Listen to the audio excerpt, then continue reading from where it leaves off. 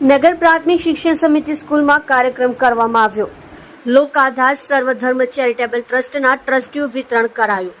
સહેલા પઠાણ, પુષ્પા રાજપૂત, હાજર પઠાણ, સુધા સોલંકી, સાલિના ખાન, હસીના ખાન અને રહીમાબેન સહિતના ટ્રસ્ટીઓ ઉપસ્થિત રહ્યા હતા. લોક આધાર સર્વધર્મ ચેરિટેબલ ટ્રસ્ટ દ્વારા વિદ્યાર્થીઓને સ્કૂલની કીટ આપવામાં આવી.